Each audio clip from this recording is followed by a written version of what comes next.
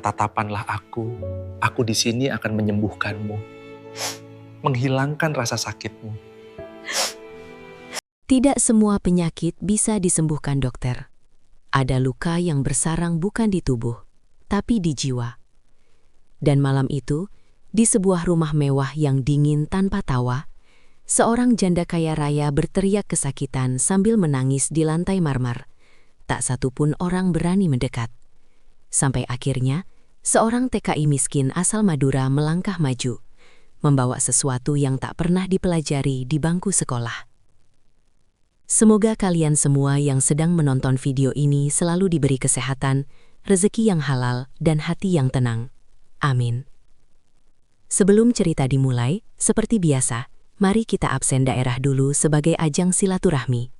Yang nonton dari Madura, tulis Madura hadir. Dari Jawa Timur, Jawa Tengah, Jawa Barat, Sumatera, Kalimantan, Sulawesi, sampai saudara kita di luar negeri, tuliskan asal kalian di kolom komentar. Semoga dari kolom komentar ini, doa-doa kita saling bertemu dan saling menguatkan.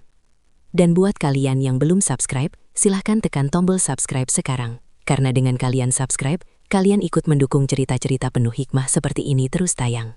Untuk yang sudah subscribe, semoga Allah membalas dengan rezeki yang berlipat, kesehatan, dan jalan hidup yang dimudahkan. Amin. Sekarang, kita mulai ceritanya. Namanya Rashid, usianya 32 tahun. Seorang TKI asal Madura yang merantau ke negeri orang demi satu tujuan sederhana, menghidupi ibunya di kampung dan menyekolahkan adiknya. Tak ada gelar, tak ada jabatan, tak ada penampilan mencolok. Tubuhnya kurus, kulitnya gelap terbakar matahari.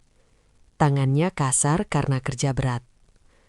Setiap pagi, Rashid bekerja sebagai tukang kebun dan perawat bangunan di kawasan elit.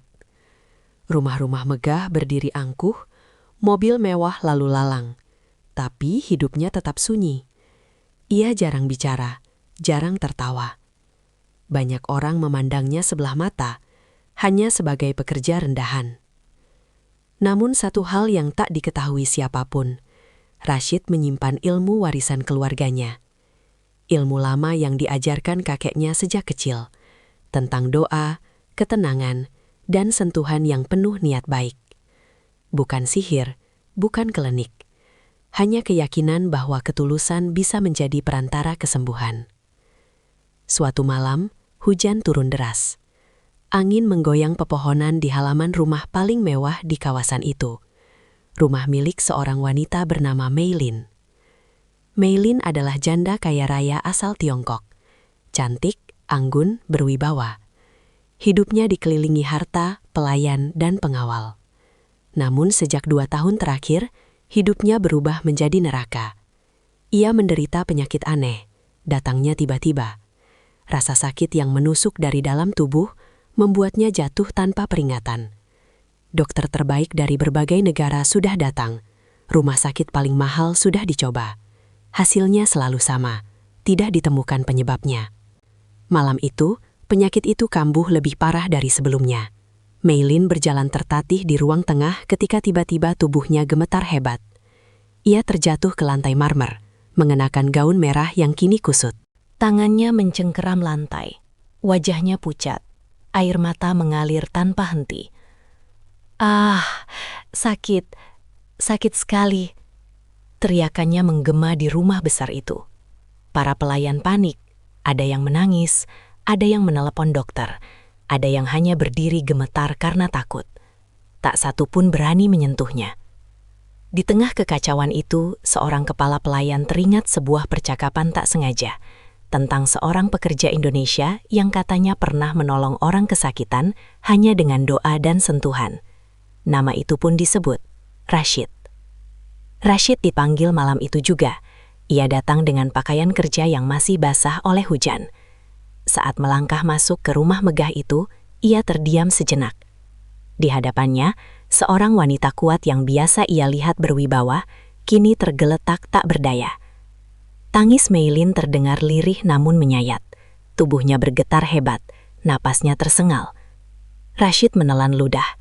Ia ragu, ia takut. Bukan karena wanita itu, tapi karena ia tahu, jika ia melangkah maju, hidupnya takkan sama lagi. Namun melihat penderitaan itu, hatinya tak sanggup berpaling. Dengan langkah pelan, Rashid mendekat. Ia berlutut, menjaga jarak. Suaranya lembut namun tegas.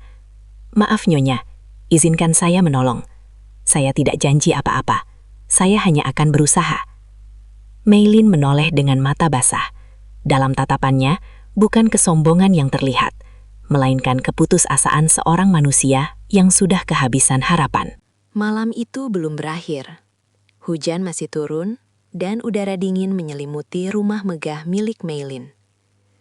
Rashid masih berlutut di lantai marmer, tepat di hadapan wanita yang tubuhnya gemetar menahan sakit.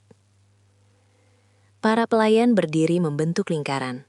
Wajah mereka tegang, sebagian ragu, sebagian berharap, sebagian lagi memandang Rashid dengan tatapan meremehkan. Mana mungkin seorang TKI miskin bisa menolong sesuatu yang gagal disembuhkan dokter dunia. Rashid memejamkan mata. Tangannya gemetar, bukan karena takut pada wanita kaya itu, tapi karena ia sadar, sekali ia memulai, tak ada jalan mundur. Ia menarik napas panjang, lalu berbisik pelan. Doa yang selalu diajarkan kakeknya sejak kecil, doa yang dulu hanya ia gunakan untuk menenangkan orang-orang di kampung. Tangannya menyentuh bahu Meilin dengan sangat hati-hati. Bukan sentuhan kasar, bukan pula tergesa, seperti seseorang yang sedang menenangkan anak kecil yang ketakutan. Namun begitu sentuhan itu terjadi, Meilin menjerit lebih keras. "Ah, jangan, sakit!" Tubuhnya menegang, punggungnya melengkung, tangannya mencengkram udara. Para pelayan langsung panik. Ada yang berteriak, "Hentikan, jangan disentuh!" Ada yang mundur ketakutan. Seorang pengawal hampir menarik Rashid dengan kasar. Namun tiba-tiba, Meilin mengangkat tangannya sendiri. "Jangan, biarkan dia." Suaranya lemah, nyaris tak terdengar. Rashid terkejut. Ia membuka mata. Tatapan Meilin bertemu dengannya. Penuh rasa sakit, tapi juga harapan terakhir. Rashid kembali memejamkan mata. Tangannya berpindah ke telapak tangan Meilin, jari-jarinya sedikit bergetar. Ia tidak menekan, tidak memijat keras. Ia hanya menempelkan tangan, menyalurkan ketenangan, sambil terus berdoa dalam hati. Awalnya, rasa sakit itu seperti melawan. Meilin kembali menangis. Air matanya mengalir deras. Ia terisak, bahunya naik turun. Namun perlahan, teriakan itu berubah menjadi napas berat. Tubuhnya yang kaku mulai melemas. Tangannya yang mencempram lantai mulai terlepas. Beberapa pelayan saling pandang. Mereka menyadari sesuatu yang aneh sedang terjadi. Beberapa menit berlalu. Rashid tidak bergerak. Ia seperti tenggelam dalam doanya sendiri. Lalu, sesuatu yang tak pernah terjadi selama 2 tahun terakhir, terjadi. Meilin berhenti menangis. Ia menarik napas panjang, lalu menghembuskannya perlahan. Wajahnya masih pucat, tapi tidak lagi meringis kesakitan. Tangannya gemetar, namun tidak sekeras tadi. "Apa yang kau lakukan?" Suaranya lirih, nyaris berbisik. Rashid membuka mata. Wajahnya basah oleh keringat. Ia segera menarik tangannya dan menunduk hormat. "Saya tidak melakukan apa-apa, Nyonya. Saya hanya berdoa dan mencoba menenangkan." Meilin terdiam lama. Ia mencoba duduk perlahan, dibantu pelayan. Untuk pertama kalinya, rasa sakit itu tidak kembali menyerangnya seketika. Ruangan menjadi sunyi. Tak ada yang berani bicara. Namun di balik keheningan itu, sepasang mata memperhatikan dengan curiga. Seorang pria berusia sekitar 50 tahun, berpakaian rapi, berdiri di sudut ruangan. Dialah dokter pribadi Meilin, orang yang selama ini menangani penyakitnya. Tatapannya tajam, rahangnya mengeras. Baginya, apa yang baru saja terjadi adalah penghinaan. Bertahun-tahun ia mencoba berbagai metode medis, dan kini seorang TKI miskin datang, menyentuh sebentar, lalu rasa sakit itu mereda. Ini hanya kebetulan, gumamnya dalam hati. Namun ada rasa takut yang tak bisa ia sembunyikan. Meilin akhirnya berbicara lagi. "Rashid, kau akan tinggal di sini malam ini." Para pelayan terkejut. Dokter itu semakin tidak senang. Rashid mengangkat wajahnya perlahan. "Maaf Nyonya, saya hanya pekerja. Saya tidak pantas. Kau akan tinggal," potong Meilin. "Jika rasa sakit itu kembali, aku ingin kau di sini." Rashid terdiam. Ia ingin menolak. Ia tahu tinggal di rumah ini berarti masuk ke dunia yang berbahaya, dunia kekuasaan, uang, dan intrik. Namun di sisi lain, ia melihat ketakutan di mata Meilin. Ketakutan seorang wanita yang sendirian meski dikelilingi kemewahan. Akhirnya, Rashid menunduk. "Baik Nyonya." Malam itu Rashid diberi kamar kecil di bagian belakang rumah. Tak mewah, tak besar. Namun untuk pertama kalinya sejak datang ke negeri itu, ia tidur di bawah atap yang hangat. Sementara di lantai atas, Meilin duduk di tepi ranjangnya, memandangi tangannya sendiri. Untuk pertama kalinya setelah bertahun-tahun, ia merasa tubuhnya sedikit lebih ringan. Namun, jauh di sudut rumah, seseorang mulai menyusun rencana. Karena ketika harapan muncul, ancaman pun ikut lahir. Pagi datang perlahan di rumah besar itu. Cahaya matahari menembus jendela-jendela tinggi, memantul di lantai marmer yang mengilap. Namun, ketenangan pagi tidak serta-merta menghapus ketegangan malam sebelumnya. Rashid bangun lebih awal. Kebiasaan yang sudah melekat sejak ia kecil di Madura.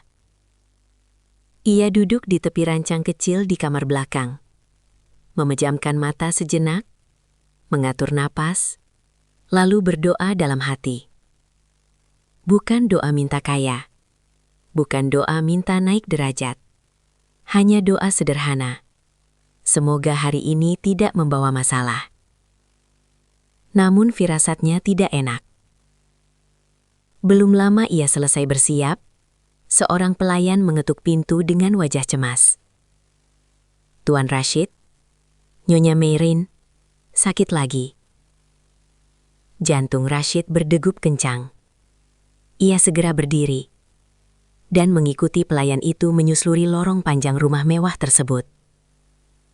Di dalam kamar utama, Meilin terbaring di ranjang besar. Wajahnya pucat, keningnya basah oleh keringat. Tangannya mencengkram spray dengan kuat, seolah menahan sesuatu yang menyerang dari dalam tubuhnya. Dokter pribadi berdiri di samping ranjang. Alat-alat medis sudah disiapkan. Suntikan, obat, dan cairan infus. Namun raut wajah dokter itu tidak tenang. Ia tahu, kali ini rasa sakit itu datang lebih cepat, lebih kuat. "Jangan lagi, jangan." Meilin merintih. Suaranya pecah oleh rasa sakit. Saat melihat Rashid masuk, matanya langsung terbuka. "Kau..." Suaranya lemah. "Jangan pergi." Rashid menelan ludah. Tatapan semua orang tertuju padanya. Sebagian berharap, sebagian mencibir, sebagian menunggu kesalahannya. Dokter itu akhirnya bicara. Suaranya dingin. "Kau boleh mencoba, tapi ingat, jika terjadi sesuatu, kau yang bertanggung jawab." Rashid tidak menjawab. Ia hanya mengangguk pelan. Ia mendekat perlahan, menjaga jarak, tidak gegabah. Ia tahu, kali ini berbeda. Rasa sakit Meilin lebih dalam, lebih kacau. Rashid duduk di kursi kecil di samping ranjang. Ia tidak langsung menyentuh. Ia menutup mata, menarik nafas panjang, menenangkan pikirannya. "Maafkan saya, Nyonya," ucapnya lirih. "Saya hanya akan membantu sebisa saya." Tangannya kemudian menyentuh pergelangan tangan Meilin. Sangat lembut, nyaris seperti menempelkan telapak tangan pada kaca. Reaksi Meilin langsung terasa. Tubuhnya menegang, nafasnya memburu. Namun kali ini, Rashid tidak berburu-buru. Ia tetap diam, tetap tenang. Beberapa detik berlalu, lalu 1 menit, lalu 2 menit. Perlahan, nafas Meilin mulai melambat. Tangannya yang mencengkram spray mulai melepas. Namun tiba-tiba, rasa sakit itu kembali menyerang. Meilin berteriak. Tubuhnya terangkat sedikit dari ranjang. Air mata kembali mengalir. Para pelayan panik. Dokter melangkah maju. "Hentikan, ini berbahaya!" teriaknya. Namun sebelum siapapun sempat bertindak, Rashid membuka mata. Tatapannya berbeda. Lebih fokus, lebih tegas. Ia menggeser posisinya. Tangannya kini berada di bahu Meilin. Satu tangan tetap di pergelangan. Bukan menekan, bukan memaksa. Ia berbisik pelan, hampir tak terdengar. "Tenang, Nyonya. Tarik nafas. Ikuti suara saya." Anehnya, Meilin menurut. Di tengah rasa sakitnya, ia mengikuti suara itu. Napasnya naik turun, perlahan mengikuti irama Rashid. Beberapa menit berlalu, dan keajaiban kecil itu terjadi lagi. Rasa sakit tidak hilang sepenuhnya, tapi mundur, seperti gelombang besar yang akhirnya surut. Meilin terisak pelan, bukan karena sakit, melainkan karena lega. "Kenapa? Hanya kau?" ucapnya lirih, hampir seperti bertanya pada dirinya sendiri. Rashid menarik tangannya dan menunduk. "Saya tidak tahu, Nyonya. Mungkin tubuh dan hati Nyonya hanya butuh ketenangan." Dokter pribadi berdiri kaku, wajahnya tegang, tangannya mengepal. Dalam pikirannya satu hal semakin jelas. Kehadiran Rashid adalah ancaman. Setelah keadaan sedikit stabil, Meilin meminta semua orang keluar. Hanya Rashid yang diminta tetap tinggal, berdiri agak jauh dari ranjang. "Rashid," suara Meilin lemah namun serius. "Apa yang sebenarnya kau lakukan padaku?" Rashid terdiam lama.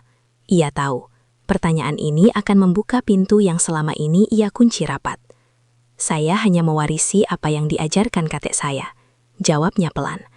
Beliau selalu bilang, tidak semua sakit bisa dilawan dengan obat. Ada sakit yang lahir dari kesedihan yang lama dipendam. Meilin menatap langit-langit kamar. Matanya berkaca-kaca. "Kalau begitu, apa yang salah denganku?" Rashid tidak langsung menjawab. Ia tahu, jawaban itu tidak sederhana. Di luar kamar, dokter pribadi berdiri mendengarkan dari balik pintu. Wajahnya gelap. Ia sudah mengambil keputusan. Jika Rashid dibiarkan terus tinggal di rumah ini, bukan hanya posisinya yang terancam. Ada rahasia lain yang bisa ikut terbongkar. Siang itu, rumah besar Meilin terasa lebih sunyi dari biasanya. Langkah kaki para pelayan terdengar pelan, seolah semua orang takut mengganggu ketenangan yang rapuh. Rashid duduk di taman belakang, di bawah pohon tua yang rindang, menatap tanah tanpa benar-benar melihat apapun. Pikirannya kacau. Ia datang ke negeri ini hanya untuk bekerja, bukan untuk terlibat dalam kehidupan orang kaya, bukan untuk menjadi pusat perhatian, dan jelas bukan untuk menghadapi intrik orang-orang berkuasa. Namun kini, namanya mulai sering disebut. Tatapan para pelayan padanya berubah. Ada yang mulai hormat, ada yang masih meremehkan, ada juga yang terang-terangan tidak suka. Tak lama kemudian, seorang pelayan perempuan menghampiri. "Tuan Rashid," Nyonya Meilin memanggil. Rashid mengangguk pelan. Ia berdiri, merapikan pakaiannya yang sederhana, lalu melangkah menuju kamar utama. Meilin duduk di dekat jendela, diselimuti cahaya siang. Wajahnya terlihat lebih tenang dibanding hari-hari sebelumnya, meski masih ada sisa kelelahan di matanya. Saat melihat Rashid masuk, ia memberi isyarat agar ia mendekat. "Duduklah," katanya pelan. Rashid ragu sejenak, lalu duduk di kursi agak jauh, menjaga sikap. Meilin menatap keluar jendela, lalu mulai bicara dengan suara yang sangat pelan, seolah takut jika kenangan itu terdengar terlalu keras. "Aku tidak selalu seperti ini," katanya. "Dulu, hidupku tidak penuh ketakutan." Rashid mendengarkan tanpa menyela. Meilin menarik napas panjang. "Suamiku meninggal 5 tahun lalu. Orang-orang bilang itu kecelakaan. Tapi sejak hari itu, tubuhku mulai mengkhianatiku. Tangannya sedikit bergetar. Setiap kali aku sendirian, rasa sakit itu datang. Seolah ada sesuatu yang menekan dari dalam. Rashid menunduk. Ia mulai mengerti. Sejak kematian suamiku, lanjut Meilin, aku tidak pernah benar-benar menangis. Aku terlalu sibuk mengurus perusahaan, harta, nama besar keluarga. Orang mengira aku kuat, padahal aku hanya menahan semuanya. Suaranya pecah. Air mata jatuh perlahan, tanpa isak, tanpa teriak. Rashid berbicara untuk pertama kalinya. Kakek saya pernah berkata, kesedihan yang dipendam terlalu lama akan mencari jalan keluar. Kadang lewat tubuh. Meilin menoleh padanya. Tatapannya tajam namun rapuh. Lalu kenapa sentuhanmu bisa menenangkan? Kenapa bukan obat? Rashid terdiam sejenak sebelum menjawab. Karena saya tidak datang membawa solusi, Nyonya. Ucapnya jujur. Saya datang membawa niat menolong, tanpa kepentingan apapun. Kata-kata itu membuat Meilin terdiam lama. Di saat yang sama, di lantai bawah, dokter pribadi Meilin duduk di ruang makan bersama seorang pria lain, pengacara keluarga. Wajah mereka serius. Ini tidak bisa dibiarkan, kata sang dokter dengan nada dingin. Orang itu terlalu dekat dengan Nyonya. Pengacara itu menyilangkan tangan. Apakah dia berbahaya? Bukan sekarang, jawab dokter. Tapi dia bisa membuat Nyonya berpikir ulang. Dan itu berbahaya bagi rencana kita. Sementara itu, Rashid diminta tinggal lebih lama di rumah tersebut. Bukan sebagai pekerja, bukan sebagai tamu kehormatan, melainkan sebagai seseorang yang dibutuhkan. Setiap kali rasa sakit Meilin datang, Rashid dipanggil. Dan setiap kali itu pula, rasa sakitnya mereda meski tak sepenuhnya hilang.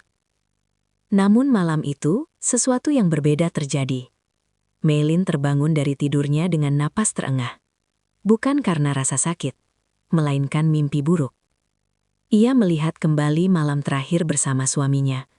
Pertengkaran, kata-kata kasar, dan rasa bersalah yang belum pernah ia akui.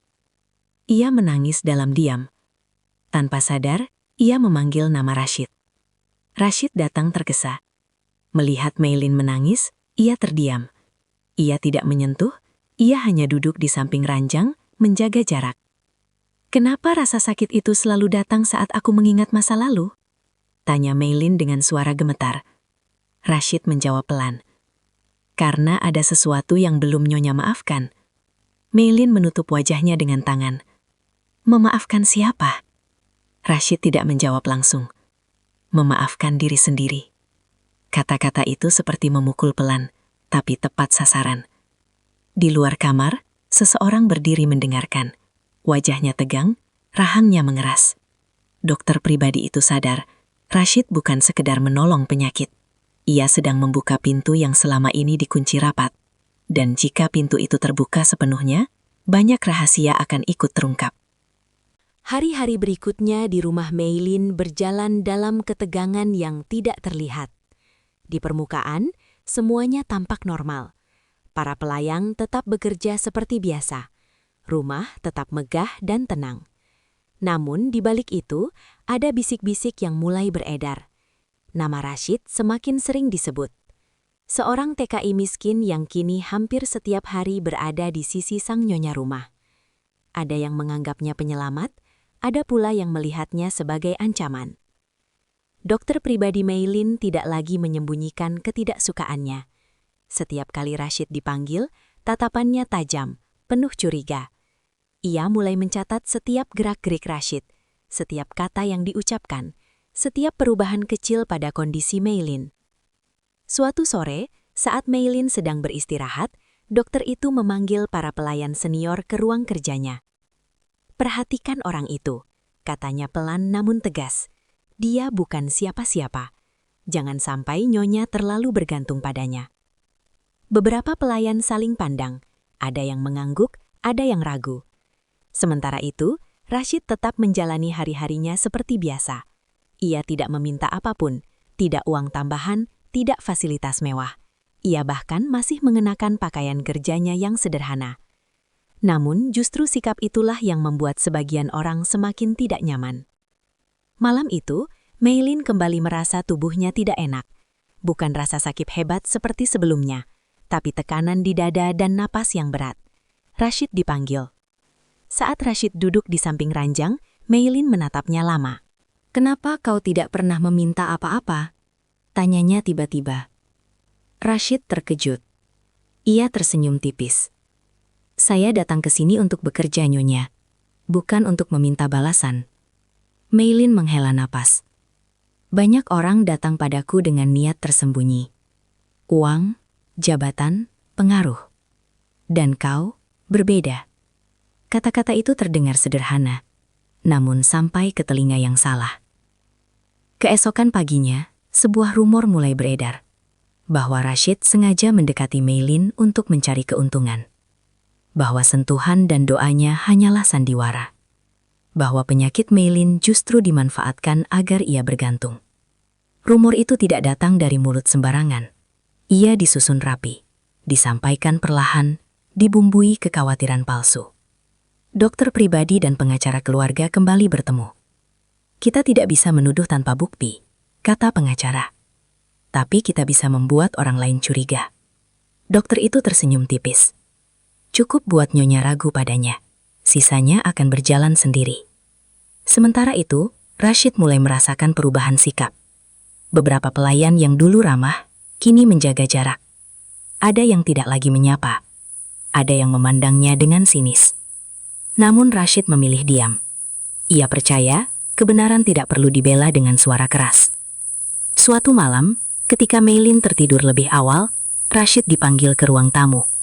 Dokter pribadi berdiri di sana, ditemani 2 pengawal. "Kita perlu bicara," katanya dingin. Rashid berdiri tegak. "Silahkan." Dokter itu melangkah mendekat. "Apa sebenarnya tujuanmu di sini?" Jangan bilang kau menolong tanpa mengharapkan apa-apa. Rashid menatapnya lurus. "Saya tidak punya tujuan selain menolong." Dokter itu tertawa kecil, sinis. "Kau pikir kami bodoh? TKI sepertimu tiba-tiba mendapat akses ke nyonya rumah?" Rashid merasakan dadanya menghangat. Namun ia menahan diri. "Saya tidak pernah meminta berada di sini," jawabnya pelan. "Saya hanya datang ketika diminta." Percakapan itu berakhir tanpa kesimpulan. Namun sejak malam itu, tekanan semakin terasa. Keesokan harinya, Maylin memanggil Rashid ke ruang kerja pribadinya. Wajahnya serius. "Rashid, ada orang-orang yang meragukanmu," katanya pelan. "Mereka bilang aku terlalu mempercayaimu." Rashid terdiam. Ia tahu momen ini akan datang. "Nyonya," katanya akhirnya, "jika kehadiran saya membuat Nyonya tidak tenang, saya siap pergi." Maylin terkejut. Ia menatap Rashid lama. "Kau akan pergi begitu saja?" Rashid mengangguk. "Saya tidak ingin menjadi sumber masalah." Maylin mengepalkan tangannya. Dalam hatinya ada ketakutan besar. Bukan takut kehilangan penyembuh, melainkan takut kembali sendirian dengan rasa sakitnya. Malam itu, setelah percakapan berat di ruang kerja, Rashid kembali ke kamarnya dengan langkah pelan. Dadanya terasa sesak, bukan karena marah, tapi karena ia sadar satu hal. Kebaikan pun bisa menjadi beban ketika berada di tempat yang salah. Ia duduk lama di tepi ranjang, menatap tangannya sendiri. Tangan yang sama yang kini diperdebatkan niatnya. Tangan yang hanya ia gunakan untuk bekerja dan berdoa. Di lantai atas, Maylin tidak bisa tidur. Kata-kata Rashid terus terngiang di kepalanya. "Saya siap pergi." Ada rasa takut yang belum pernah ia rasakan sebelumnya. Takut kehilangan. Bukan seseorang, tapi ketenangan yang baru saja ia temukan. Menjelang tengah malam, rasa sakit itu datang lagi. Namun kali ini berbeda. Maylin terbangun dengan napas terengah. Jantungnya berdegup tak beraturan. Dadanya terasa ditekan dari dalam. seolah ada tangan tak terlihat mencengkram kuat. Ia mencoba duduk, namun tubuhnya lemas. Tidak, tidak lagi. Bisiknya dengan suara gemetar.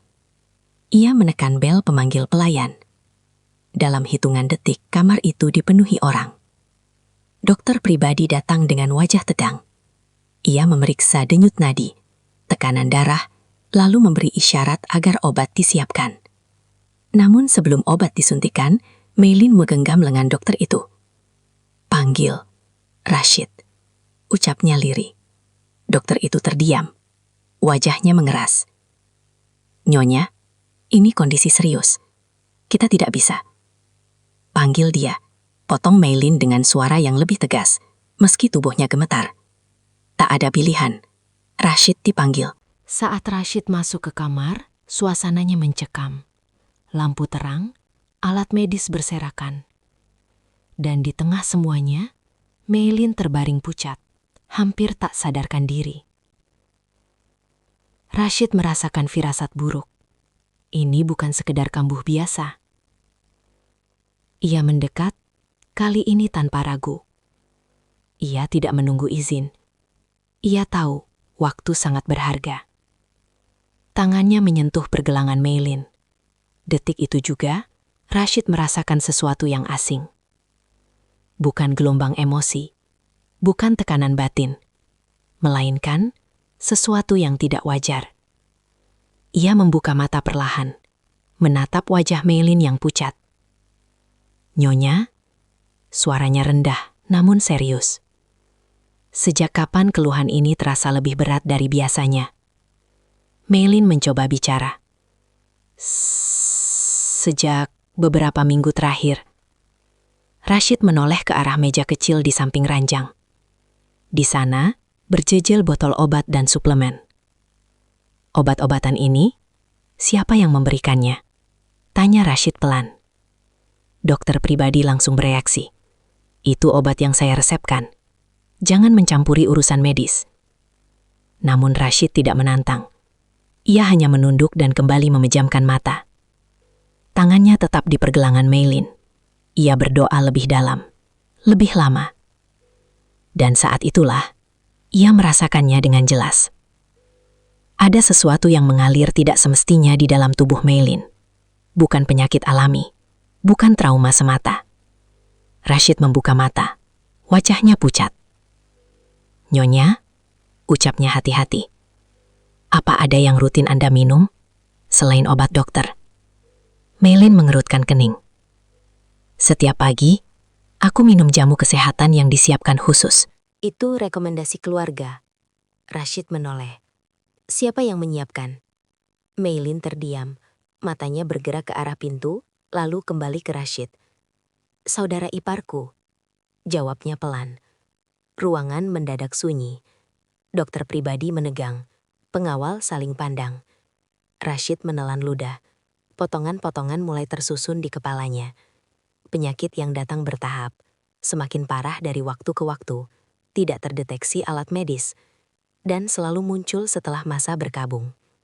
Rashid menarik tangannya perlahan. "Nyonya, apapun yang terjadi nanti, tolong dengarkan saya. Penyakit ini bukan hanya dari dalam diri Anda." Meilin menatapnya dengan mata membesar. "Maksudmu?" Rashid tidak melanjutkan. Ia tahu, kata-kata ceroboh bisa menjadi bumerang. Namun di sudut ruangan, dokter pribadi sudah memahami arah pembicaraan itu. Dan untuk pertama kalinya, ia terlihat gugup. Rasa sakit Meilin perlahan mereda, tapi bukan karena obat, melainkan karena sentuhan dan doa Rashid yang menenangkan aliran tubuhnya.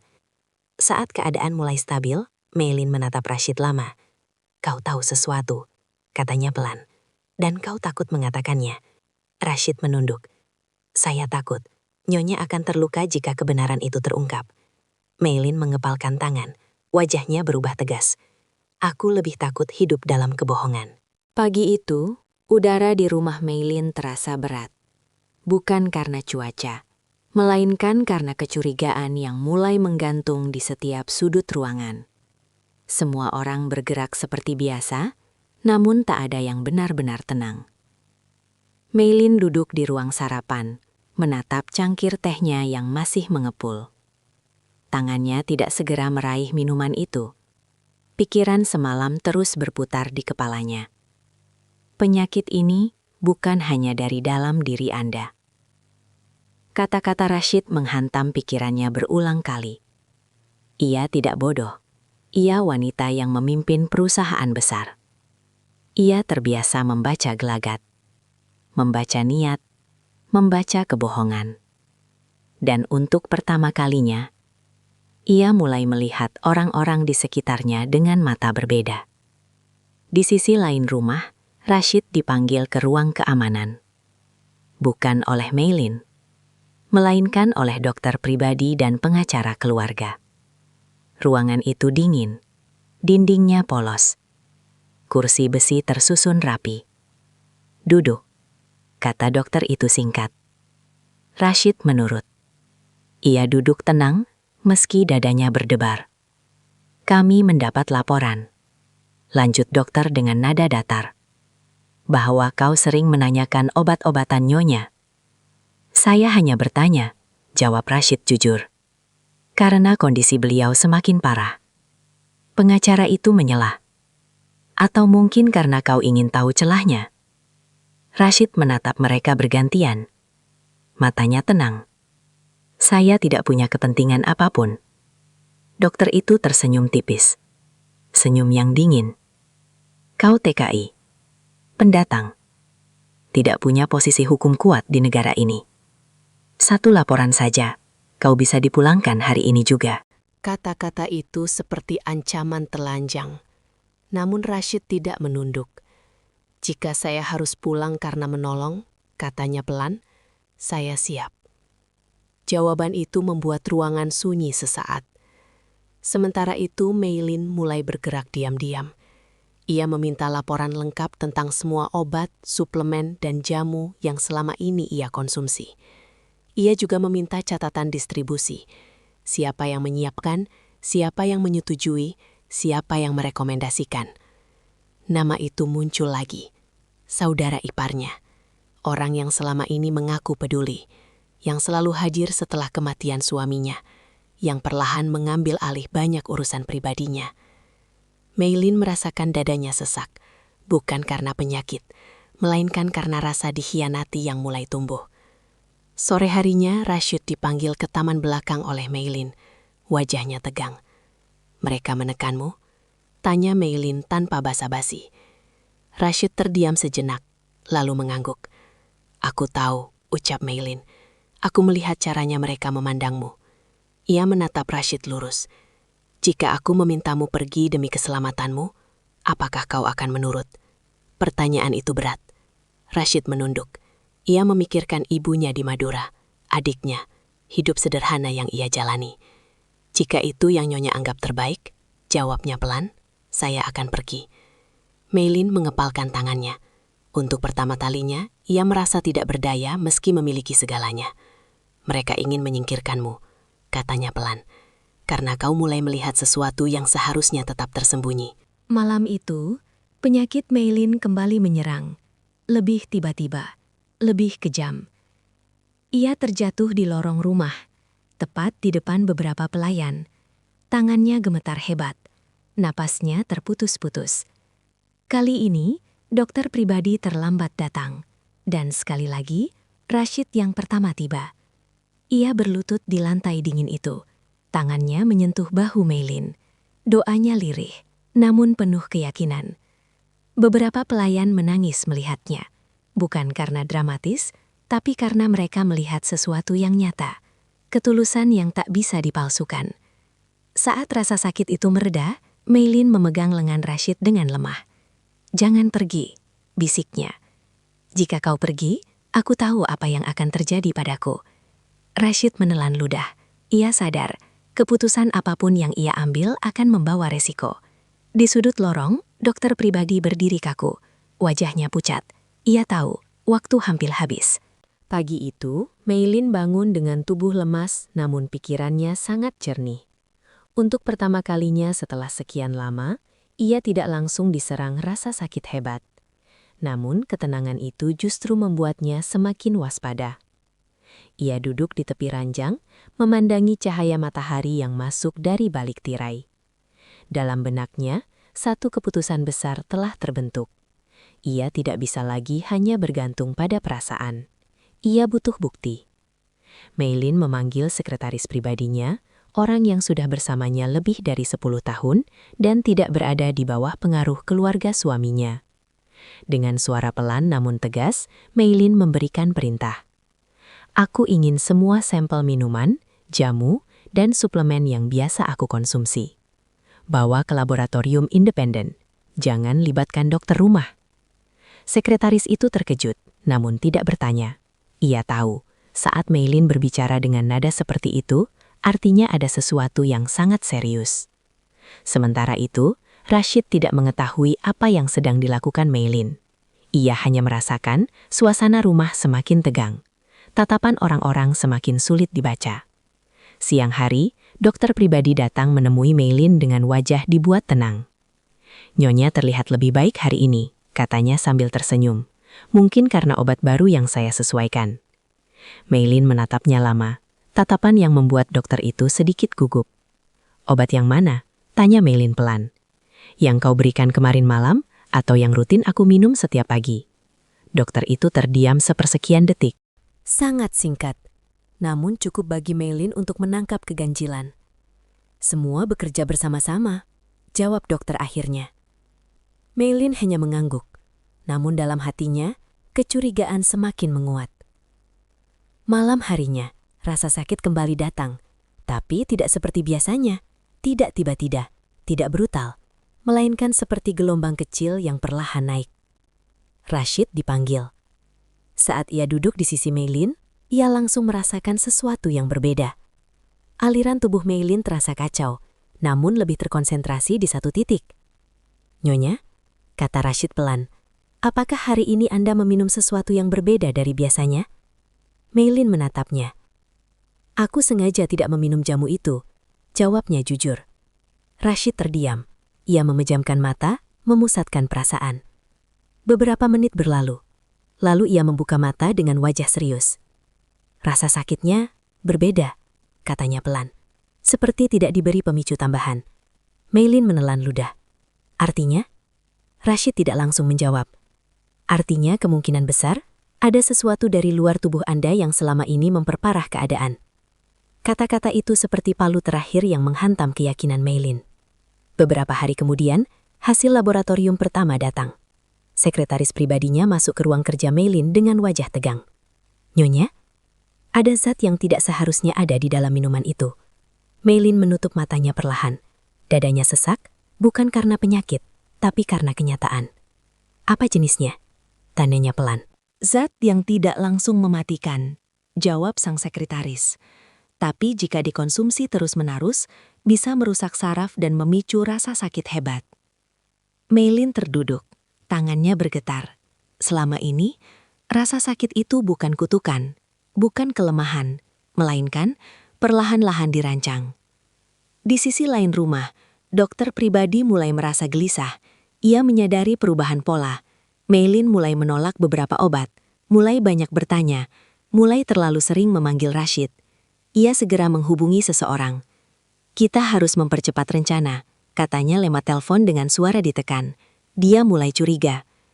Sementara itu, Meilin memanggil Rashid ke ruang kerjanya. Ia menunjukkan hasil laporan itu tanpa banyak kata. Rashid membacanya dengan wajah tegang. "Jadi, benar," gumamnya pelan. Meilin menatapnya dengan mata berkaca-kaca. "Jika aku tidak bertemu denganmu, mungkin aku sudah tidak ada." Rashid menunduk. Dadanya terasa berat. "Saya hanya perantara, Nyonya," katanya lirih. "Yang menyelamatkan Anda adalah keberanian Anda sendiri untuk mencari kebenaran." Namun bahaya belum berakhir.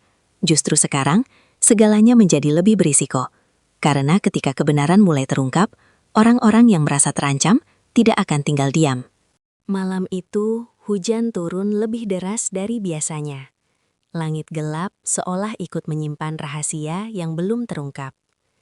Di dalam rumah Meilin, suasana mencekam terasa di setiap sudut.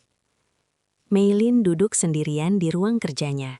Di hadapannya, berkas hasil laboratorium tersusun rapi. tangannya gemetar saat menyentuh kertas-kertas itu. Kini ia tahu kebenarannya. Selama ini, ia bukan hanya sakit, ia direncanakan untuk sakit. Namun semakin jelas kebenaran itu, semakin besar pula bahayanya. Di lantai bawah, Rashid sedang membereskan peralatan kerjanya. Ia berniat keluar sebentar untuk menenangkan pikiran. Namun sebelum sempat melangkah jauh, dua pengawal menghampirinya. "Tuan Rashid, Anda diminta ke ruang keamanan." Nada itu tidak ramah, tidak juga kasar, namun cukup untuk membuat firasat buruk muncul. Rashid mengikuti mereka tanpa melawan.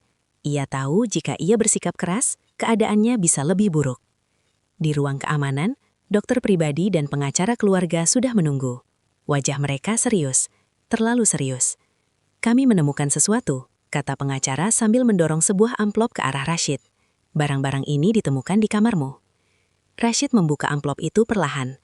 Di dalamnya ada serbuk kecil, botol tanpa label, dan beberapa kertas catatan. Rashid terkejut. "Itu bukan milik saya." Dokter pribadi menatapnya dingin. "Kau satu-satunya orang luar yang sering berada dekat Nyonya. Dan sekarang ditemukan benda-benda ini." Rashid mengerti. Ini bukan pemeriksaan. Ini jebakan. Apa yang ingin kalian lakukan? Tanya Rashid pelan. Pengacara itu tersenyum tipis. Kami hanya ingin mencegah hal-hal buruk terjadi. Dan cara termudah adalah dengan mengeluarkanmu dari sini. Rashid menatap mereka lurus. Kalian tahu, saya tidak bersalah. Dokter pribadi mendekat. Bersalah atau tidak, kebenaran tidak selalu penting. Yang penting, siapa yang dipercaya. Rashid terdiam. Ia sadar posisi hukumnya sangat lemah. Satu tuduhan saja bisa menghancurkan hidupnya. Sementara itu di lantai atas, Meilin merasakan firasat buruk.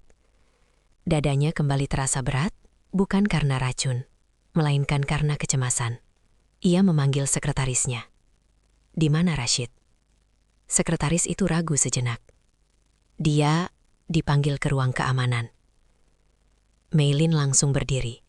Rasa pusing menyerang, namun ia menahan diri.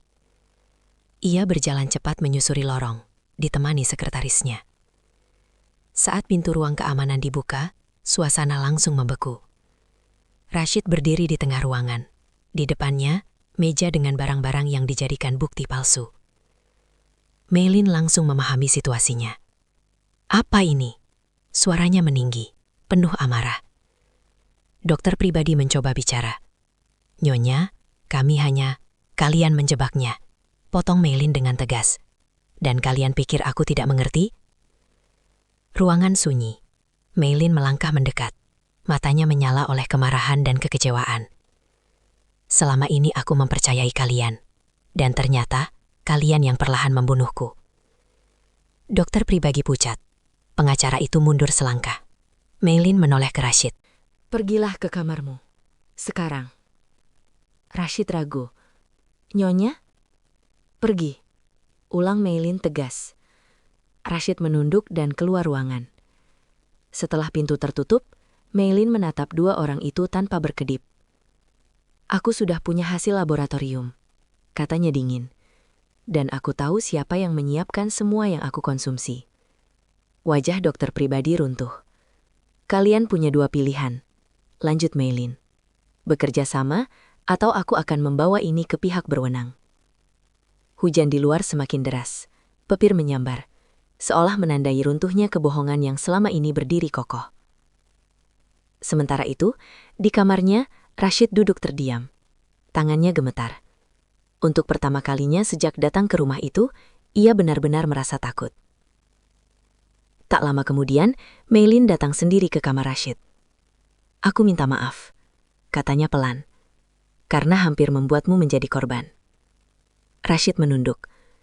"Saya sudah siap menerima apapun," jawabnya jujur, "karena niat saya sejak awal hanya menolong." Meilin menatapnya lama. "Dan justru karena itu, kau menjadi ancaman bagi mereka." Pagi itu datang dengan sunyi yang berbeda. Tidak ada hujan, tidak ada angin kencang. Namun udara di rumah Meilin terasa berat, seolah menunggu sesuatu diputuskan. Meilin duduk di ruang rapat pribadinya. Di hadapannya, berkas-berkas bukti telah tersusun rapi. Hasil laboratorium lanjutan, catatan distribusi jamu, rekaman percakapan, dan laporan keuangan yang menunjukkan aliran dana mencurigakan. Ia tidak sendiri. Seorang penyelidik independen yang ia percayai hadir bersama sekretaris pribadinya.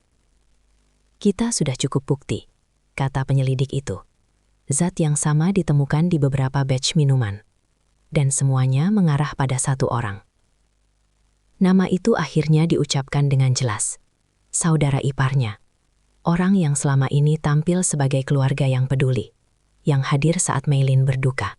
Yang perlahan mengambil kendali atas hidupnya. Meilin menutup mata sejenak. Dadanya naik turun.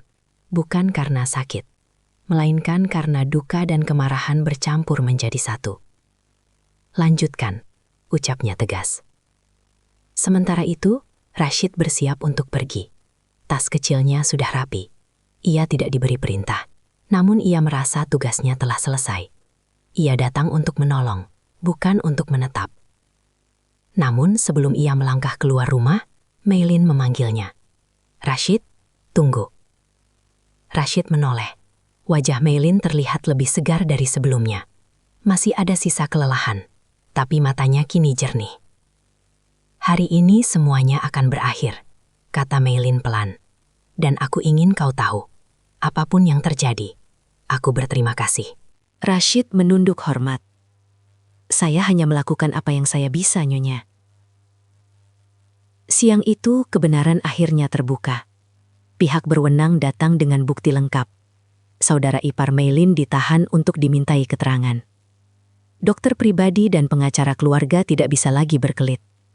Satu persatu, kebohongan runtuh. Berita itu menyebar cepat.